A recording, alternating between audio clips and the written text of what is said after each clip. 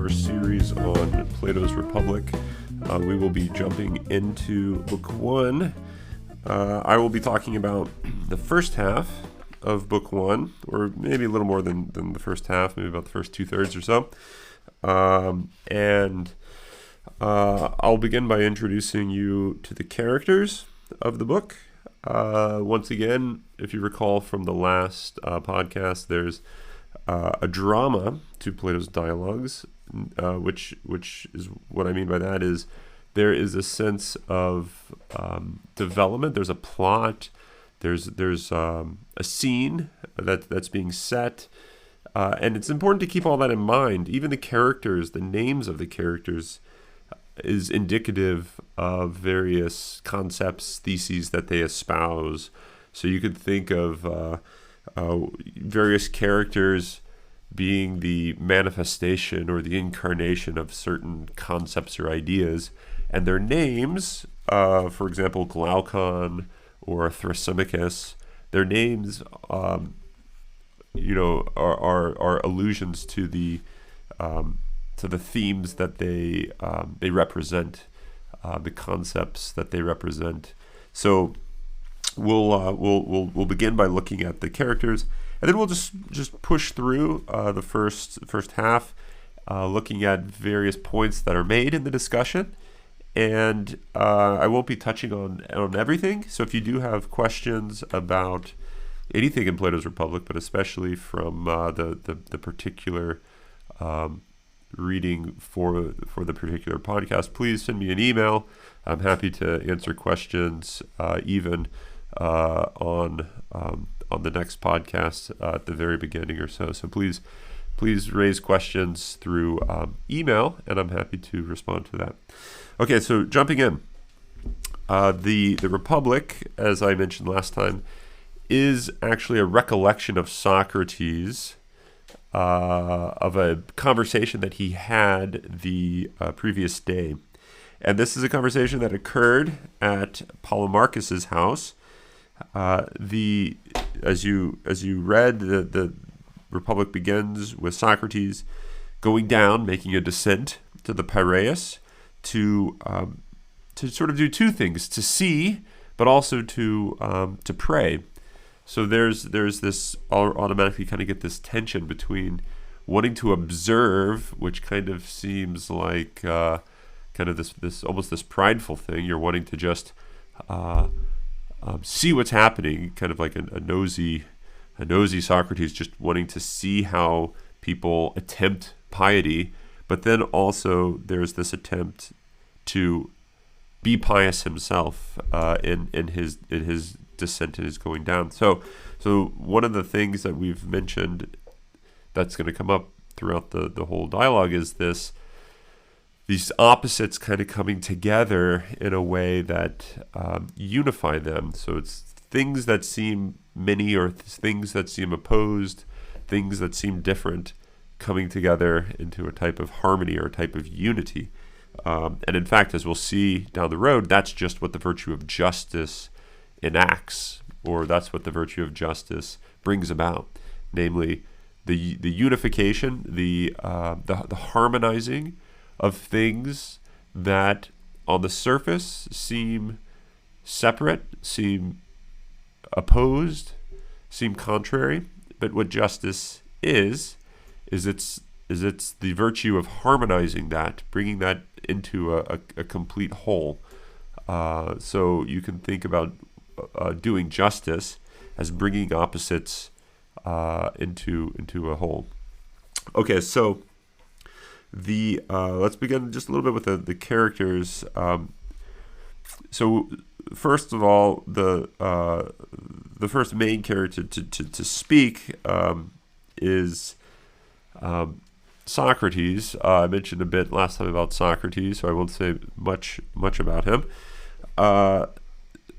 Polemarchus is the house at which Polemarchus' house is the house at which this conversation occurs.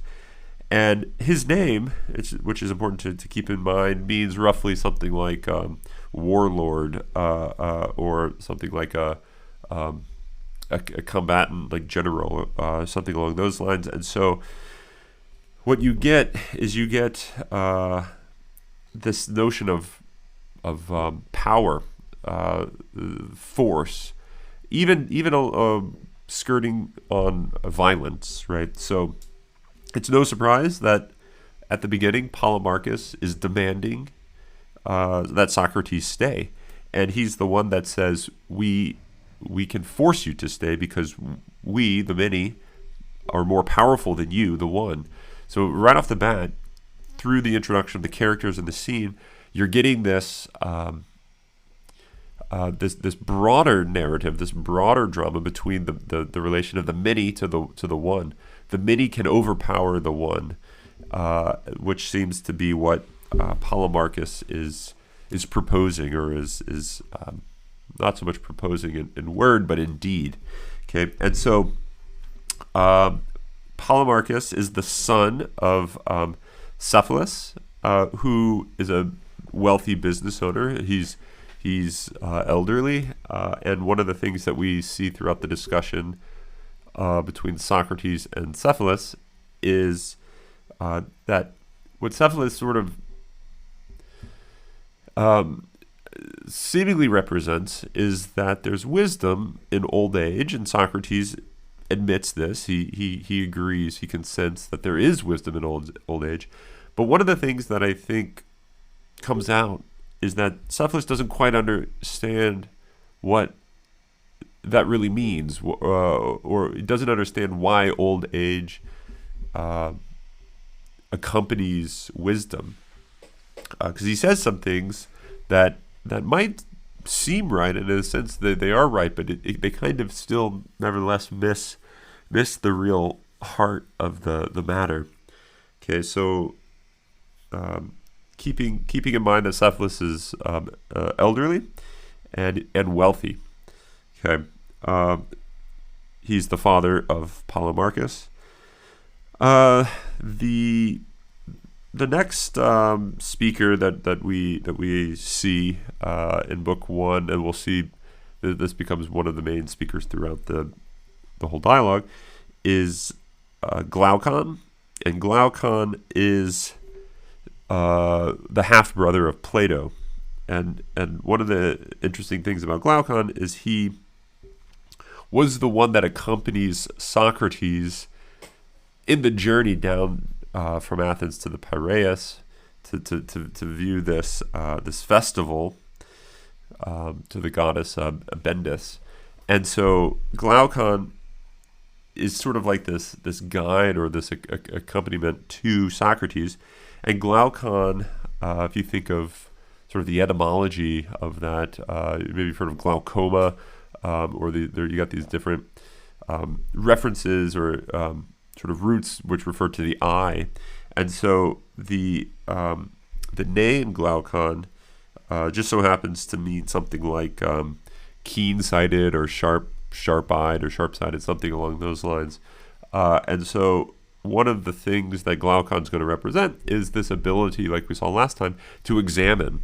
And what Glaucon does is he, in book two, more so than in book one, but Glaucon is going to be this really sharp critic, in a way, of Socrates, but not because he is opposed to Socrates, not because he sees Socrates as an enemy, but because he wants to see Socrates keenly or sharply or accurately. And so he's not going to let anything go by without adequate examination, which is what you would want of a friend if you were actually looking to understand things. You wouldn't want them to know, or put it in this way, the situation, you're speaking and you tell your friend, if I say something that doesn't make sense, please let me know, because I probably overlooked something important that I need to clarify.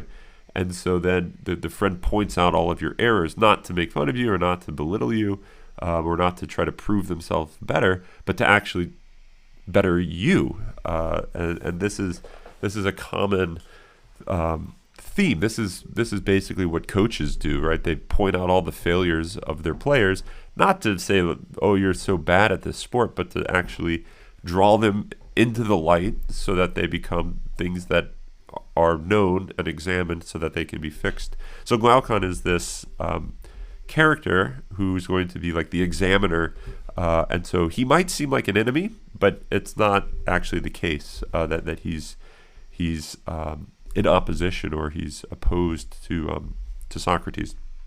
Okay, along those same lines, you have Adeimantus, who is also the half brother of Plato, and so that means that Glaucon and Adeimantus are themselves brothers.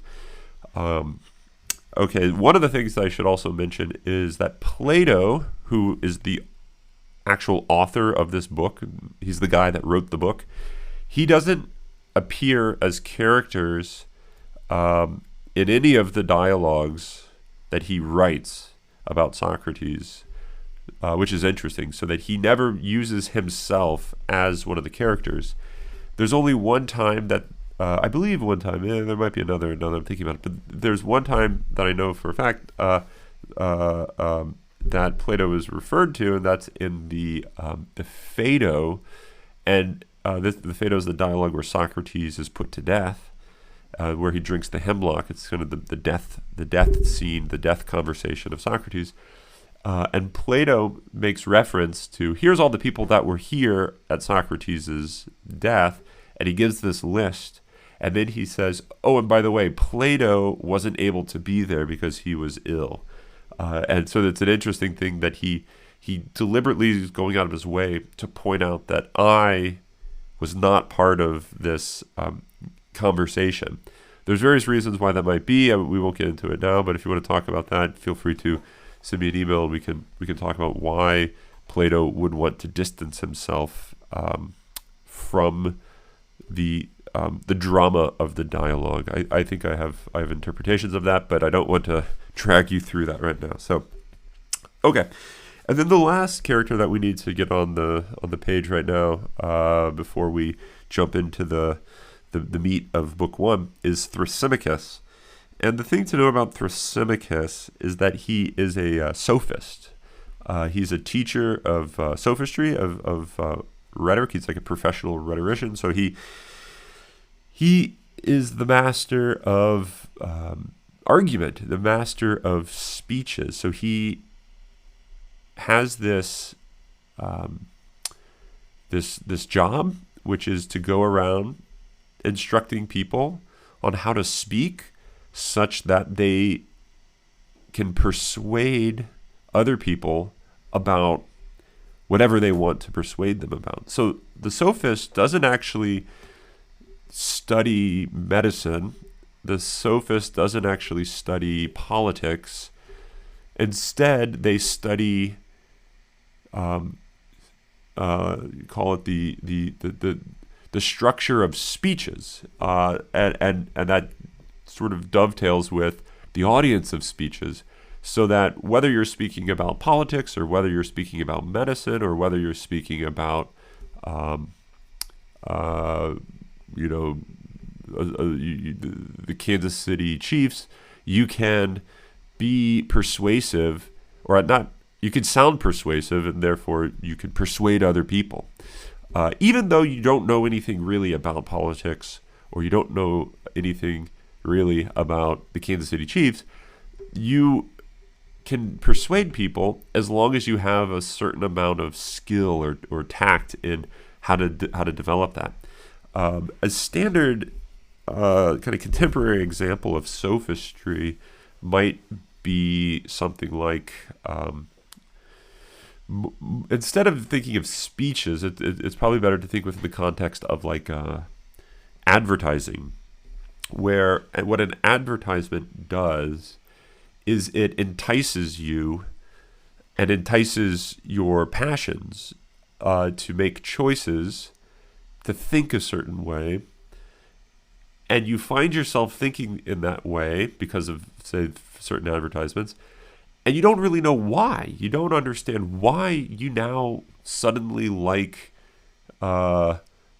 this product, this shampoo. You're not sure why you feel more compelled to buy this shampoo over the other shampoo that are on offer, and it might turn out that upon examination, you can't really track down any good reason for that, which means that your preferences, your beliefs, your desires are completely unhinged from your reasons.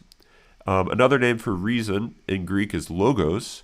So it's like saying you have preferences, beliefs, desires that are not logical or that are not aimed at a logos is sort of the technical way of putting it.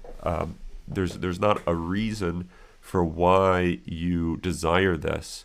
Instead, what has happened is some pretty crafty things have occurred, which have enticed you, elicited your emotions, your desires, and this is a really complicated question or a complicated issue of how this happens. It involves looking into sociology and into psychology to understand why humans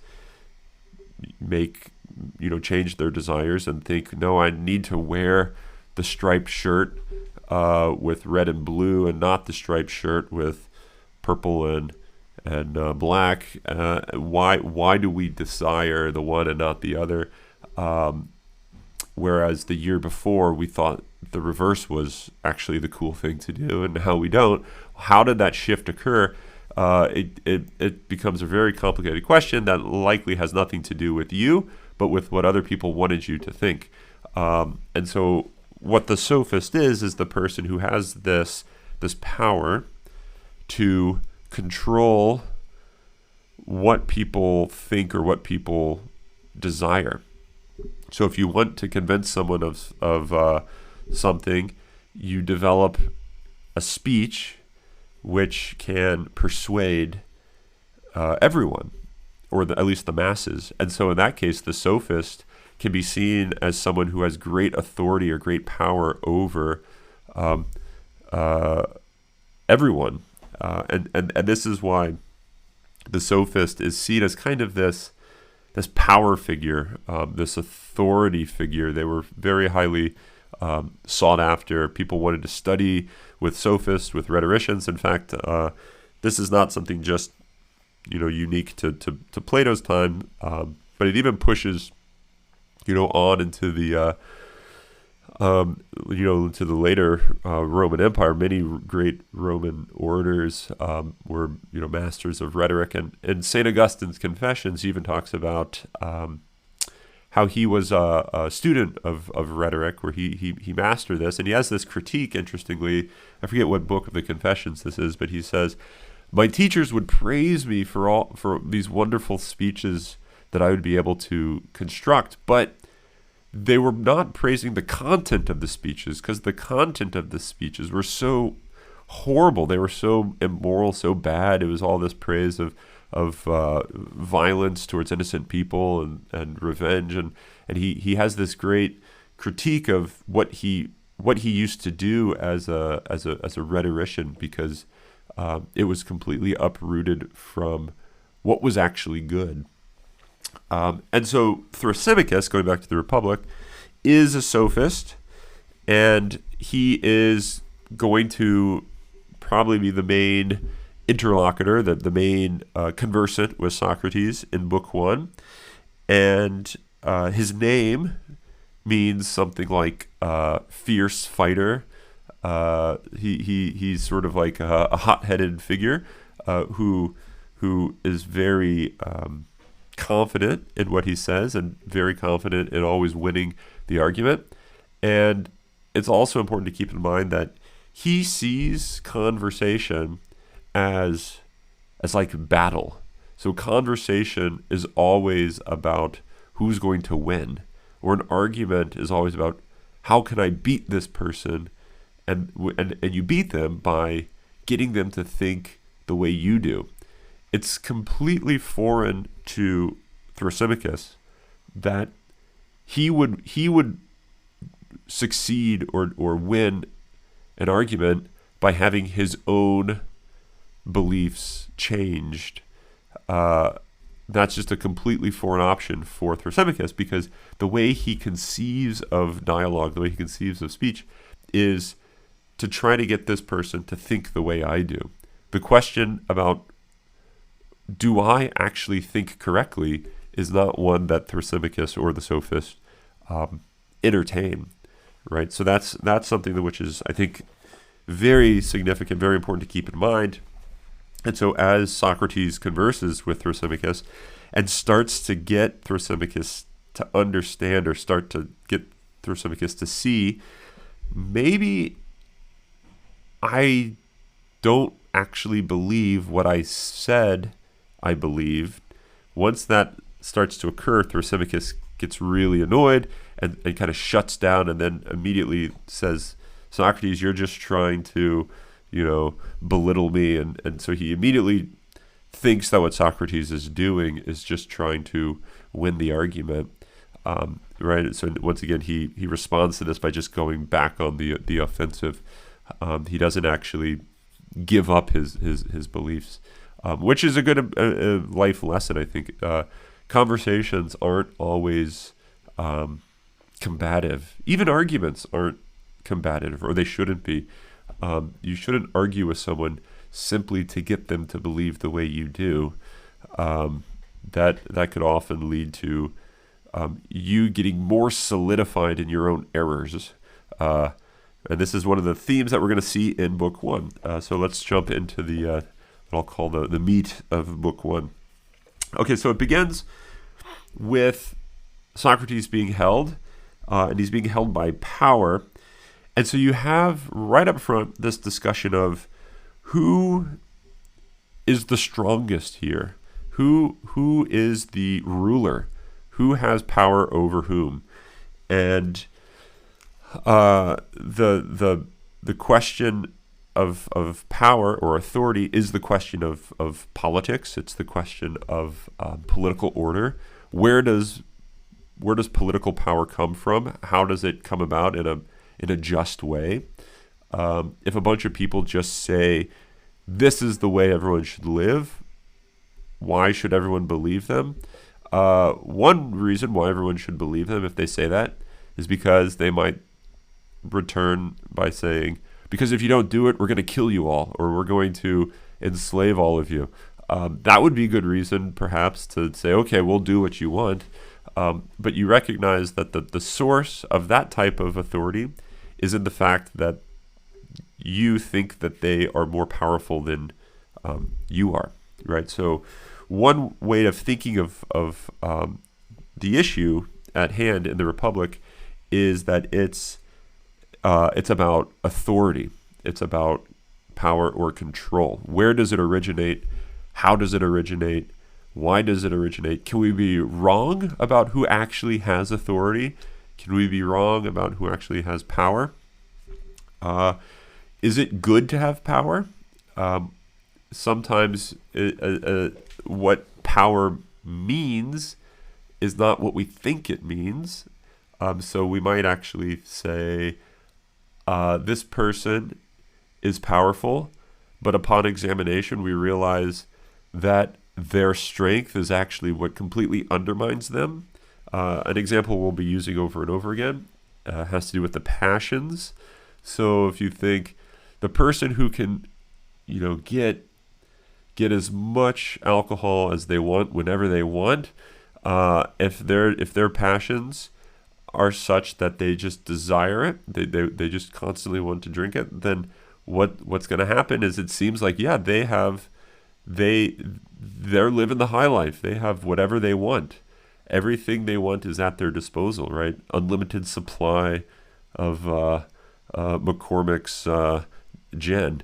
And it turns out that, which probably would not be the high life, but it turns out that what that would do, it looks like they become their own master because they have everything they could ever want.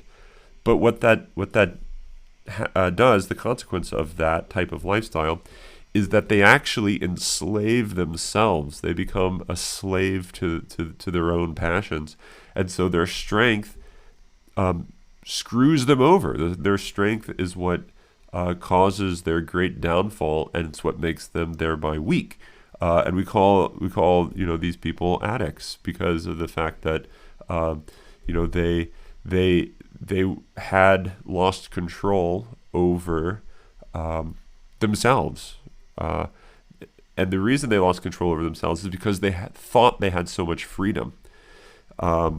They thought they could do whatever they want, and which is to say, they thought they had so much power. They thought they had so much control, but that's what was the exact cause of their demise. Okay, so that's one way to think of the theme of Book 1 is it's this question of power and how it relates to the well-being of the individual human, but also the well-being of society as a whole. And so what you have is Socrates being forced to stay and being forced to say what he thinks justice or virtue is. Okay, and one of the things to see is that we get at least 3 proposals from different characters in Book 1 about what strength, or what it is to be stronger, or what it is to be a ruler. You begin with what I've already talked about, is the majority. It looks like the majority can be the ruler because the majority are stronger than the few. The many are stronger than the few. If there's 15 people and there's only, 15 people on one side and only 2 people on the other, the 15 are obviously stronger than the 2, and the 15 can make the 2 people do whatever they want.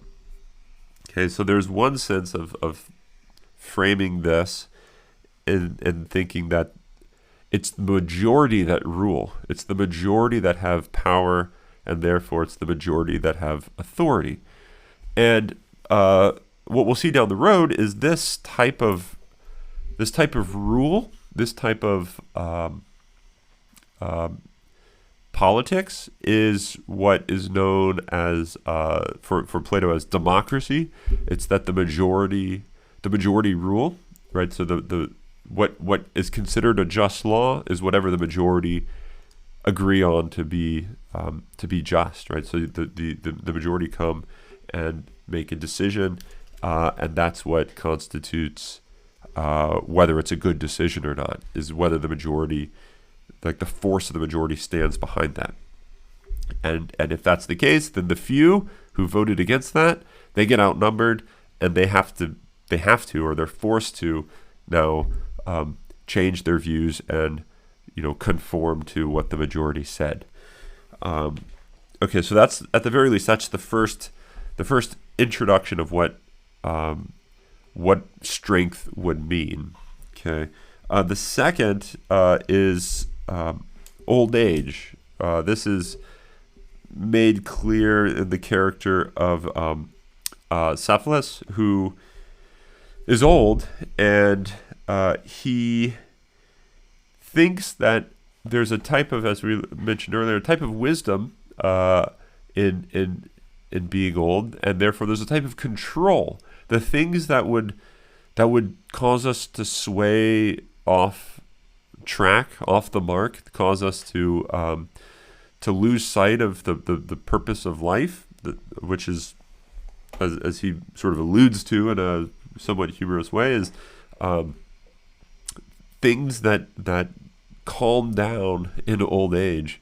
So the desire for fancy banquets and the desire for fancy drinks and fancy women sort of move to the back burner as you get older, and he thinks that this is indicative that the elderly have a type of authority because of the fact that they're more in control of themselves, and so they know more about what control looks like, is because these other things don't have power over them.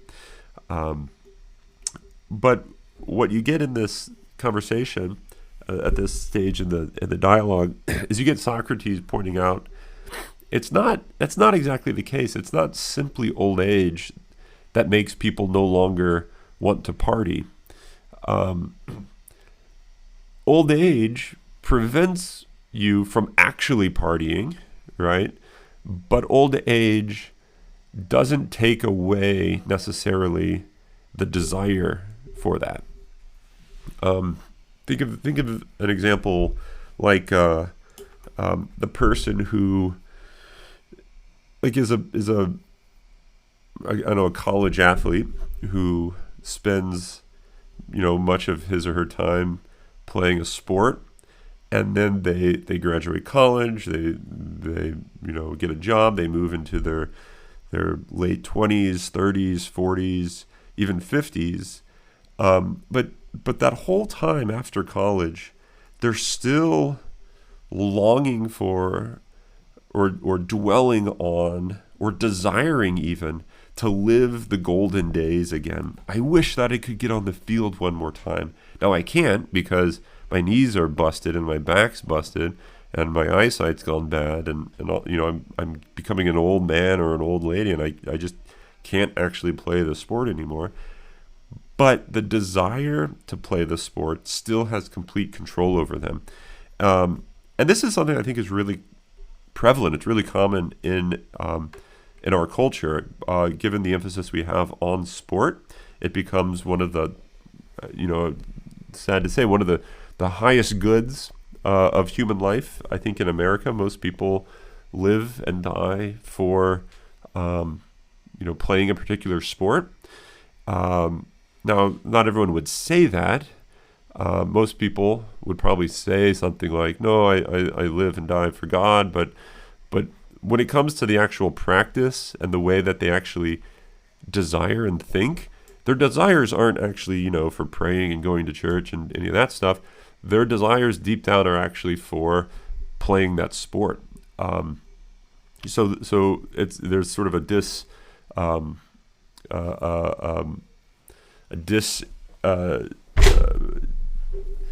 disingenuousness about a lot of people in that they don't fully understand themselves and the fact that what they identify as their highest good or their greatest good, or which is to say the thing they most desire. Even when you can't have it because you're old, it doesn't mean you don't still desire it, right? So this is the point that Socrates is making, is that it's not so much that you get old, therefore you don't desire, partying hard. Rather, it's how you live, which is what will make you no longer desire partying hard, right? So the person who loves playing a particular sport, but then comes to see something like, no, I'm not supposed to play this sport anymore. I have to give it up. At a certain point, you're going to have to just let go of the things that you enjoy when you were younger. Just as when you're 10 years old, you love Legos. At a certain point, you're going to have to give that up. You're going to have to stop desiring Legos. Otherwise, you'll never mature. Something similar, I think, can be said about alcohol, about sports, even about sex, that you have to be able to give that up at a certain point in order to mature as a human being. And so what Socrates is saying is that all of these human passions, these human desires, don't go away just because you're old. And therefore they still have control or power over you even when you get old, unless you live a particular way, think a particular way. They're always going to have control over you. And so old age isn't simply the grounds for authority or for rule. And so you can think of this as you have the form of government where it's the long family tradition, the family lineage, the family line, which is something like old age. Think about how far back this family line goes, almost maybe like a monarchy in a particular type of way. But it's about the I don't know, the history of this, that doesn't guarantee that it's like, in control, just because it has this long tradition to it. Okay, so the last one I want to look at is the transition from old age to money as the source of like authority. So who's in control? Who has power? Who is like the top dog in society? Is it the majority, like the strong, the brute squad? Is it those that are the elderly, the aged, the wise, or is it as Polemarchus kind of eventually gets to, or is it the people with money, the wealthy?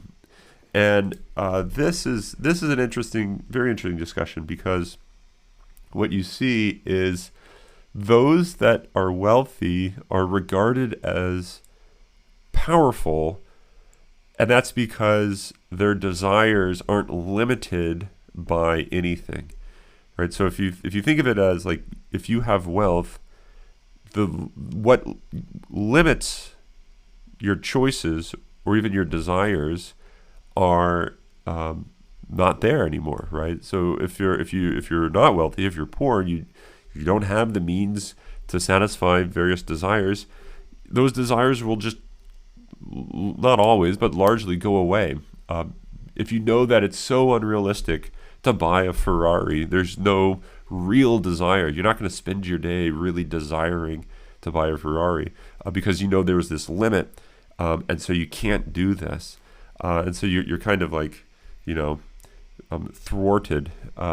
Whereas if you have the means, the sky's the limit, so that there's nothing holding you back.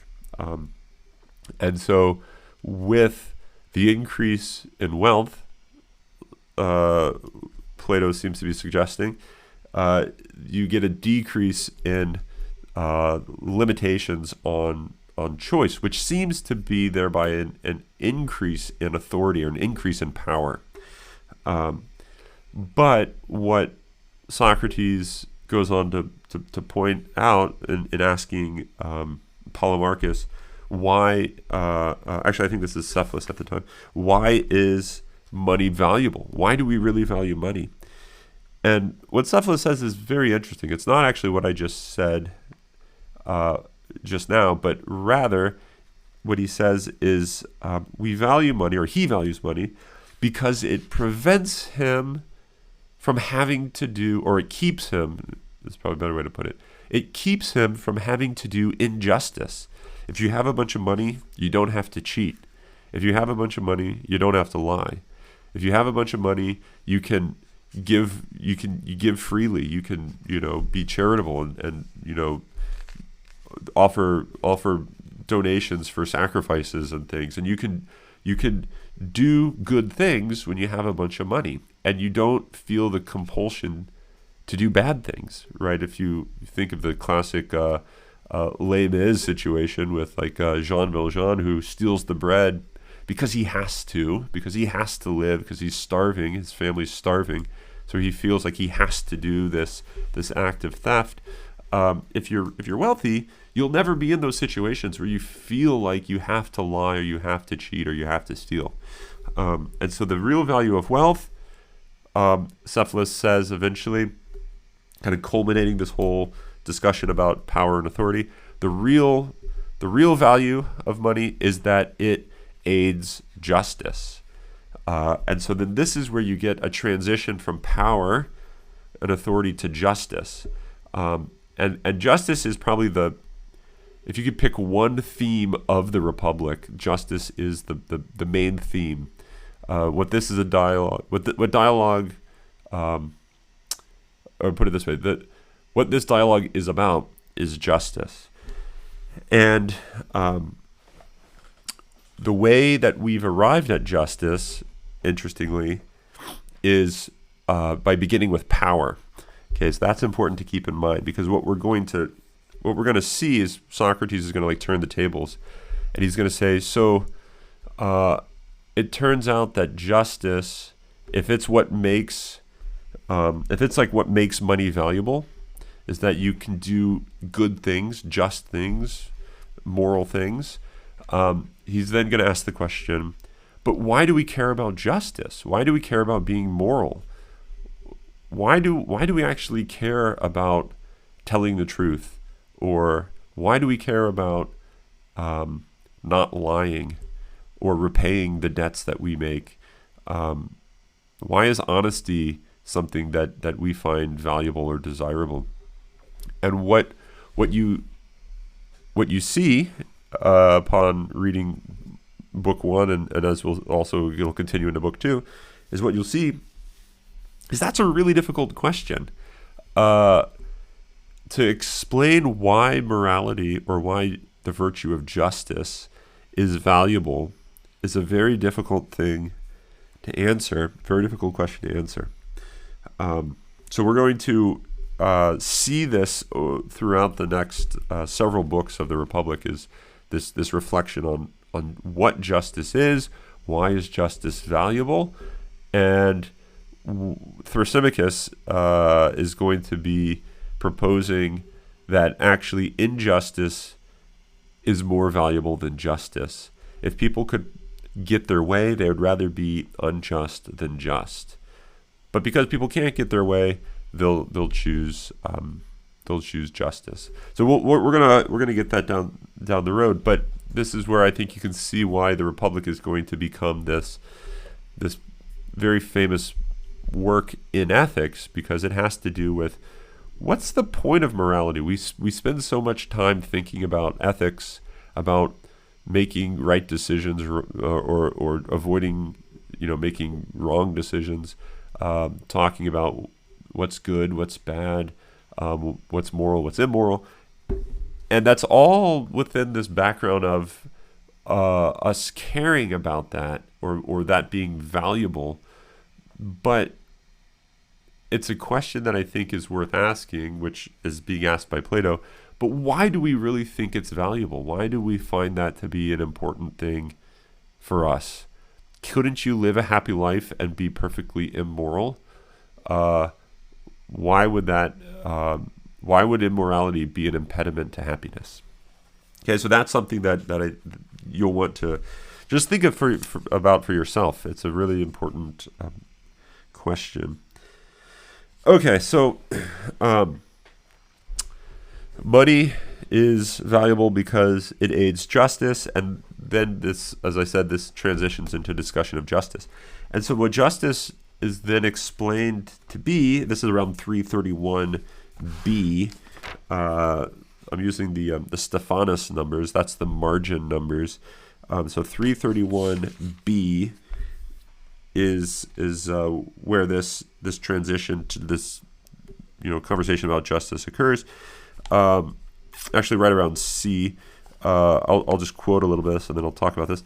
So Socrates says, in response to Cephalus, who just said that wealth makes us just. Socrates says, a fine statement, Cephalus, but speaking of that thing itself, justice, are we to say it is simply speaking the truth and paying whatever debts one has incurred? So Socrates says, so are you saying that in order to be just, all you have to do is repay whatever debts you have? So if you owe something to someone, you repay it, and that's an act of justice. And always, speaking the truth, because it looks like people are owed the truth. So if speaking the truth and repaying debts, is that what justice is? And then here's an interesting point, which helps us to see the intricacies of this question. Or is it sometimes just to do these things and sometimes unjust? I mean, this sort of thing. For example, everyone would surely agree that if a man borrows weapons from a sane friend, and if he goes mad and asks for them back, the friend should not return them, and would not be just if he did. Nor should anyone be willing to tell the whole truth to someone in such a state. And so what you get Socrates proposing is, there's this funny thing about justice or morality. if it's about repaying debts and telling the truth, it might turn out that in given situations, that's not what we think one ought to do.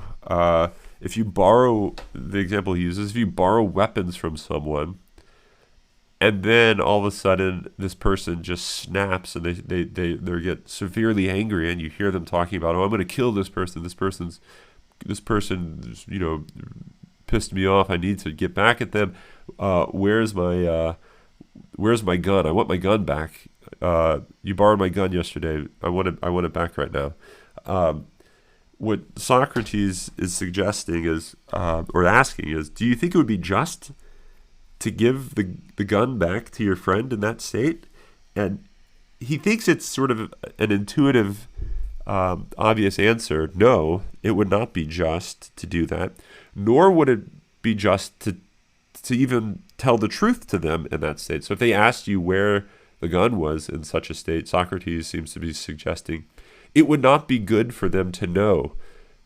Knowing, this is sort of a controversial claim. It's interesting to think about this. Knowing, which is to say the truth, is at the service of, or it's in some ways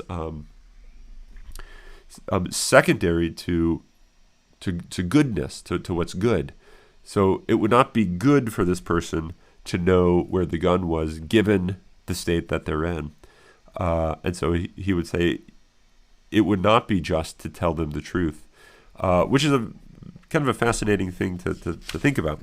And so the whole point of this, though, don't worry about the details if the details don't make so much sense. The whole point of this is to get you slowly working towards this position where you can start to question the value or the purpose of justice, or you could say of even what justice is. And so the way this happens is you get this definition. Here's what justice is. It's repaying debts. And then you have this counterexample. And what that causes you to do is it causes you to have to rethink in a deeper, more concise way what you had initially thought justice to be. And this is a very valuable thing to happen, is when you say, this is what's true. It's important to think about what's known as like counterexamples or possible complications that would cause you to have to revise and to then say, oh, that's not entirely wrong, but it's an oversimplification. Actually, here's a better, more careful account of what justice is. So the whole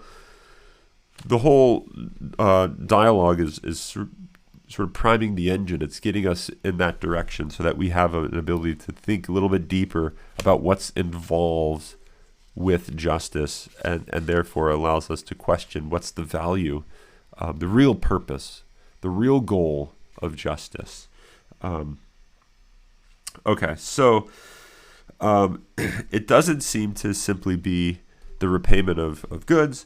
At one point, it's proposed that justice is doing good to your friends, benefiting your friends, and harming your enemies. So the just thing, the good thing to do, is to benefit your friends and to harm your enemies. So your actions are going to be determined by, is this person a friend of you or are they not a friend of you?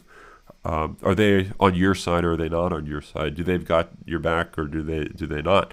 And so your actions are going to be based on friendship in that way. And so whether an action is just or not is going to be based ultimately on whether the person's a friend or not.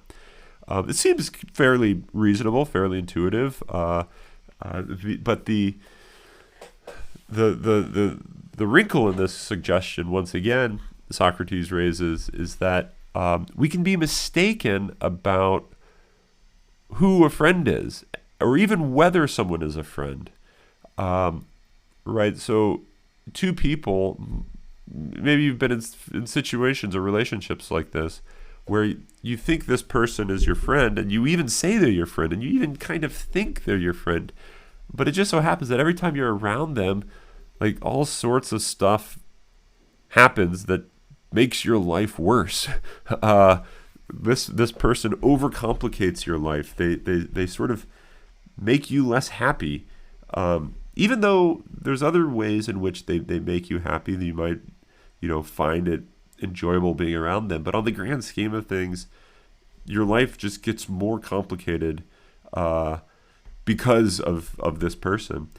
And that would be a situation where you'd have to stop and ask, is this person an actual friend? Now, of course, I think they are because I like spending time with them, but are they actually good for me?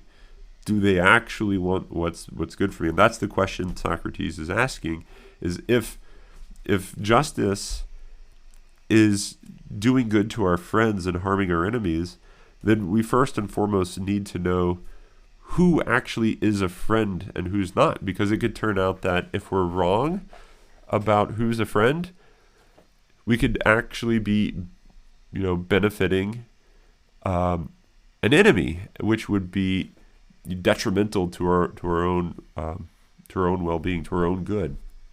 So it could turn out that if justice were simply doing good to whoever you think is your friend, then it would be possible for justice to bring about the destruction of your well-being, the destruction of your happiness, right? So, and it seems like justice, by definition, is something that ought to aid your happiness. It's not possible for it to not make you happy. So it seems, and so justice can't simply be doing good to whoever you think is a friend. If there's anything to this suggestion, it would have to be doing good to whoever actually is your friend.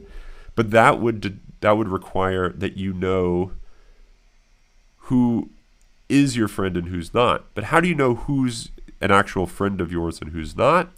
Well, you would need to know, does this person actually do good to my life? Are they actually good for my life or not? Which means you would need to know what is good, what's good for you, what's good for your life. And so this is where we sort of ultimately get to this end of the I don't know if you want to call it this stage of the conversation, where the push to why is justice valuable? Why do we care about justice?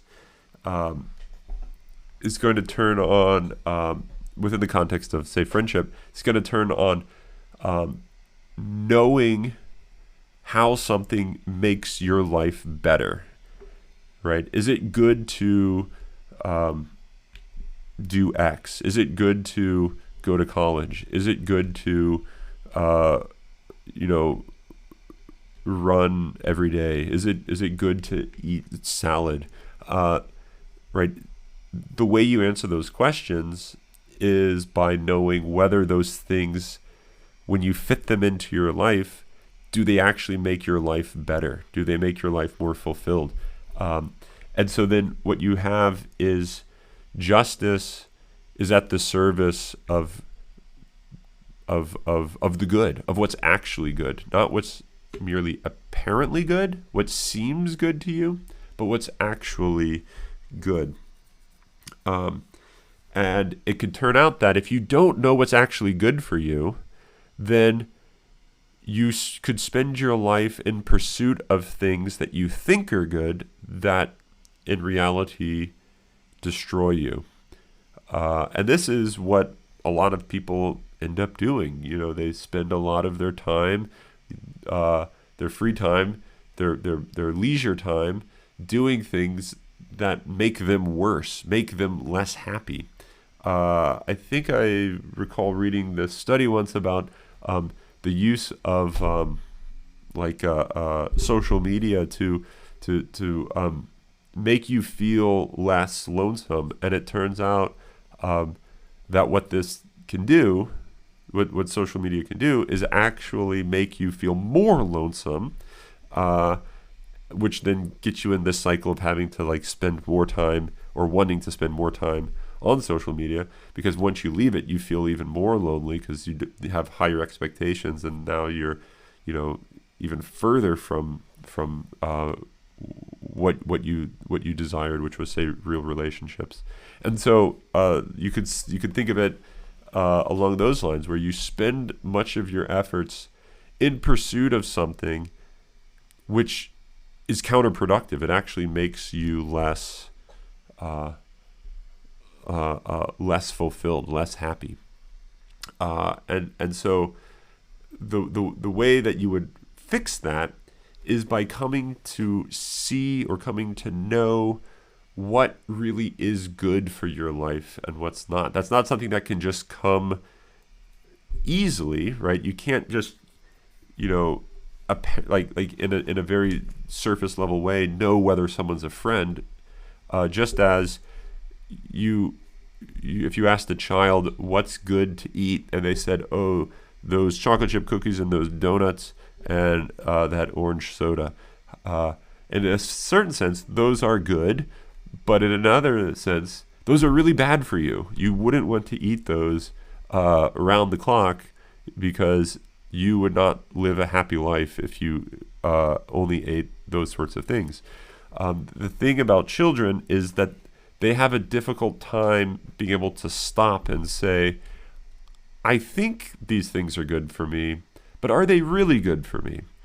They just go with their initial impression of, because I think they're good, they must be so. But that is a very bad assumption to make.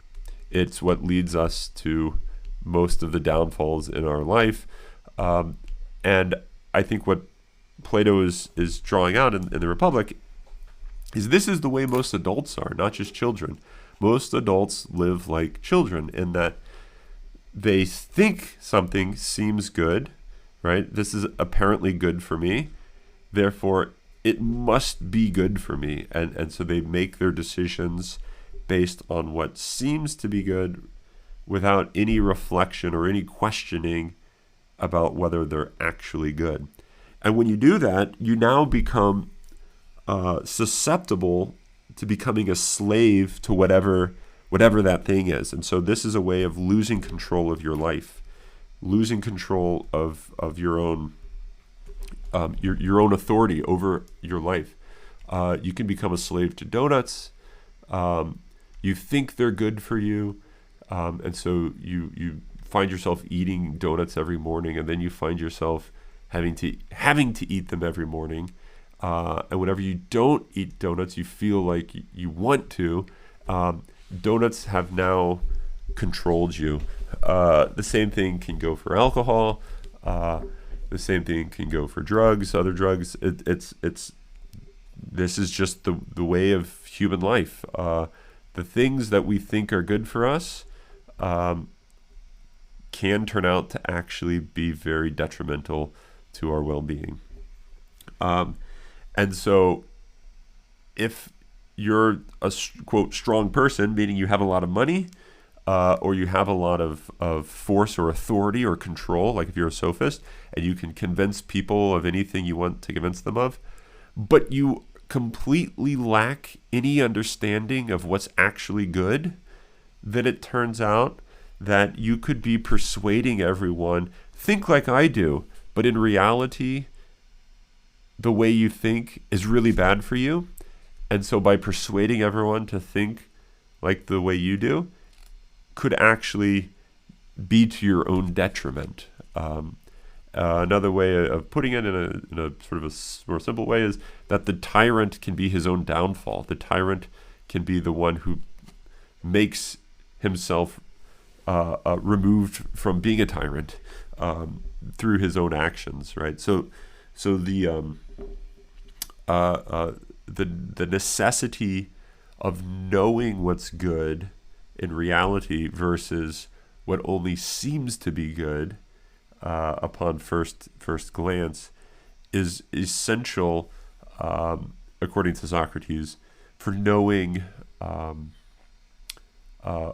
what would fulfill us as human beings. And so I want to finish by making one last point, which is that and it's in Greek culture, there was this notion of a craft. We still have it, but we don't really have the language. A craft,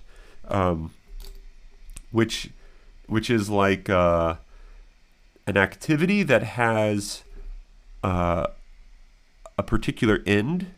There's a goal, and it's whether you're good at this craft is determined by this whether or not your actions attain this goal. So you can think of it as a couple examples. A mason, that is someone who like lays bricks. That's a type of craft.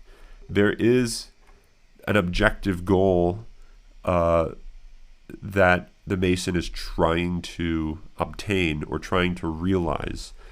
The mason sees himself at the service of this goal, such that if they mix the mortar incorrectly, so that once they start laying the bricks, all the mortar crumbles and all the bricks start falling out, you would just say they're a lousy craftsman. They're a lousy mason. They're bad. They're a bad mason. Not perhaps a bad human being full stop, but they are a bad mason. And that's because their actions have not obtained or attained the goal that they were aiming at. Same thing with other crafts that produce various goods like that. The other example used in Plato is the shoemaker, the cobbler, the person who makes shoes. You could also perhaps think of the musician who is trying to attain some goal through their actions, and you're a bad musician if you can't do that. And there might be various reasons why you can't do it, but it takes a lot of practice, it takes a lot of training, and it takes a lot of skill. And what I mean by skill is skill that comes about through habit, through forming various habits, not just ways of acting. Like if you're like a percussionist, you form these various habits of like how to hold the drumsticks and how to move your arms. But it's various habits of ways of thinking and ways of feeling and ways of desiring. And you might even just say more generically ways of being. So if you've ever played an instrument and you've gotten kind of far, you realize that when you're playing, it's hard to describe to someone exactly what's going on in your head because you're not really thinking of the music. You're just or you're not thinking of the music like the particular notes. What note should I play?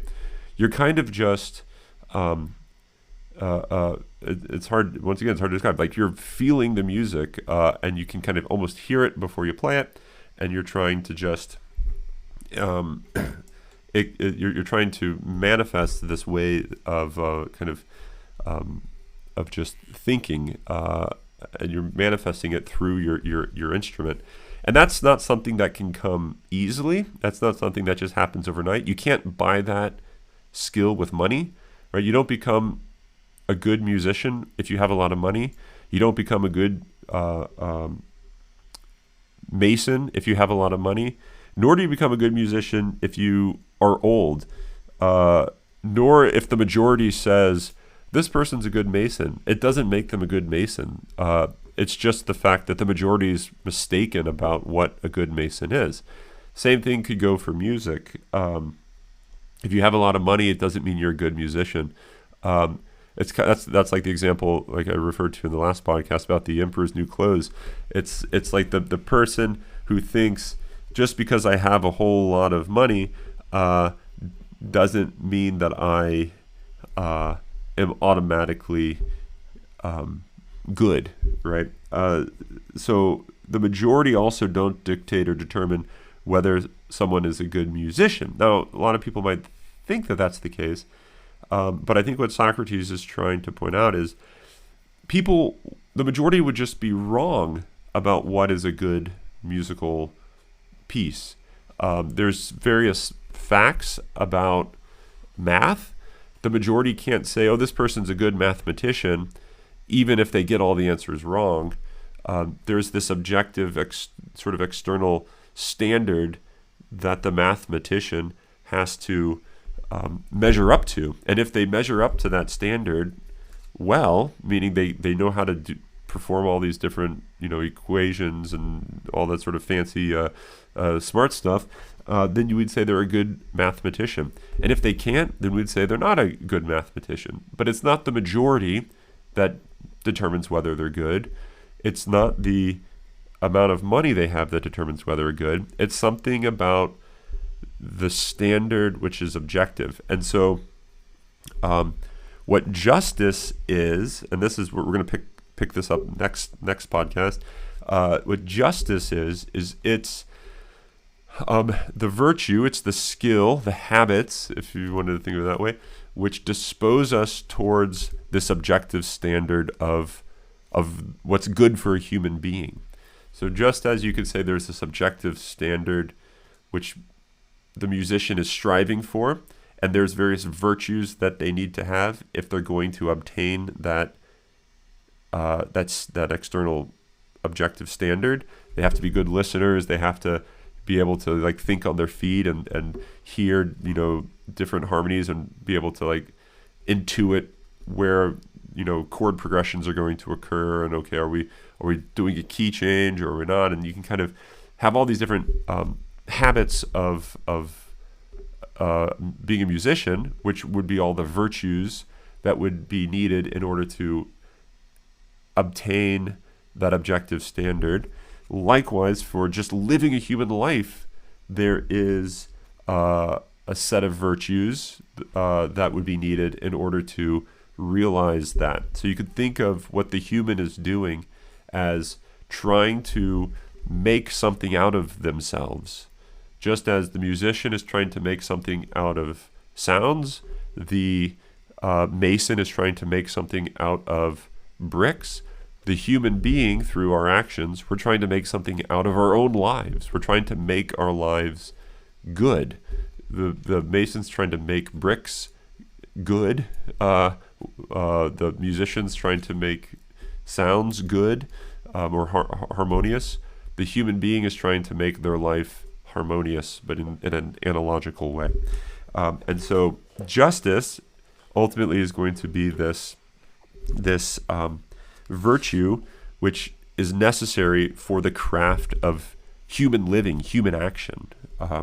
Okay, so that's important to keep in mind. And so justice is always going to serve the good of the human being, just as the virtues of music always serve the good of music. The virtues of a mason always serve the good of bricklaying. The virtues of human living, specifically justice, are going to serve the good of the human being, which is to say they're always going to make you happy. Now this is going to be questioned, as we'll see, by Thrasymachus, but it seems like what Socrates is proposing is that this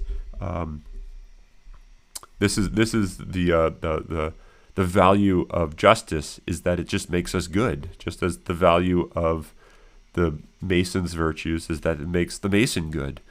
Okay, so that's the basic idea.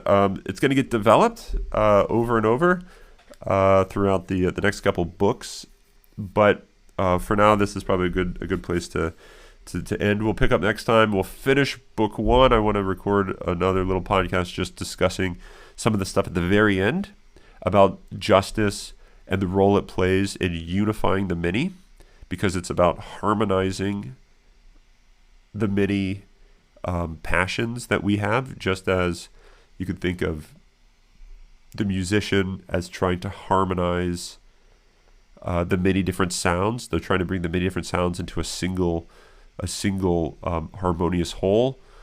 The human being who's just is able to bring all these different emotions and passions and desires into a one harmonious whole that actually aims towards what's good for us. So we're gonna look at that next time.